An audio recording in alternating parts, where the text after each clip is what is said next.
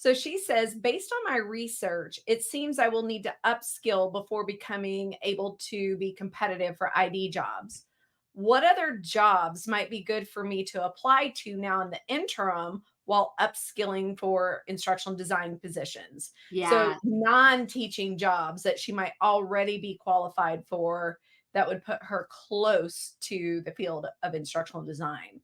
There's a lot of training positions that are Yes. open, corporate training positions.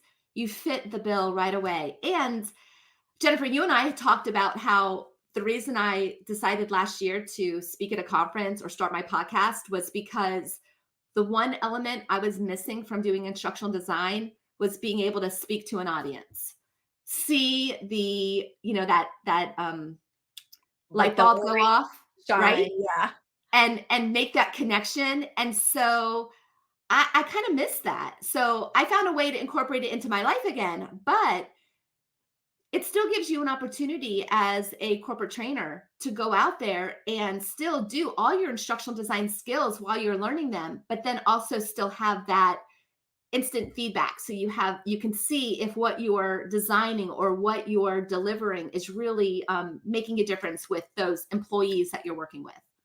Shawntay, do you have other ones? No, I think that's exactly what I usually recommend to people is to check out facilitation because you already have all the facilitation skills that you need. As teachers, we're engaging kids. We need to engage adults. We need to manage the classroom or what we call the room, right? Whether it's Yeah. virtual or in person. So, facilitation jobs are also another really great opportunity for teachers, also, even within the district, an instructional coach. So it gets you out of the Yeah. classroom from teaching, but you could be an instructional coach. A lot of times they bring, like, they don't call them instructional designers, they might call them a curriculum specialist, where, they're helping write curriculum and, Mhm. benchmark tests and things like that to practice or lesson plans. So even within the district and, within the domain of public education, there are other jobs outside of the classroom that you have skills for already. But the most obvious one is facilitation because those skills just they're completely transferable and apply. So that would be my recommendation is to look at what kind of facilitation jobs it would be available. Yeah. And a great place to start is like what I did in ed tech, because we're using all these different software components with our students already. So pick one that you really enjoy and you have a passion about and a background already with being a user. And think of all the things that you're like, oh, I wish this program would have do it this way. Well, now you might be on the inside giving suggestions to those developers.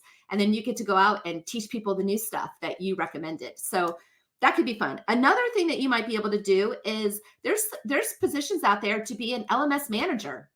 Mhm. You're working with LMSs, and if you've any of you have ever looked at my resume through LinkedIn or my website, you'll see that I just have LMS adaptable as one of my skills because I've been in using several different LMSs. So give me the LMS, give me maybe a day to kind of click through and figure it all out. But I mean, it's pretty much organization, uploading content, making sure the users are there, making sure the people that are assigned, you know, admin rights or editing rights are in there, putting together maybe a template for how you want it set up so it stays organized. And you're a project manager at that point too. It's not just an LMS manager. Right.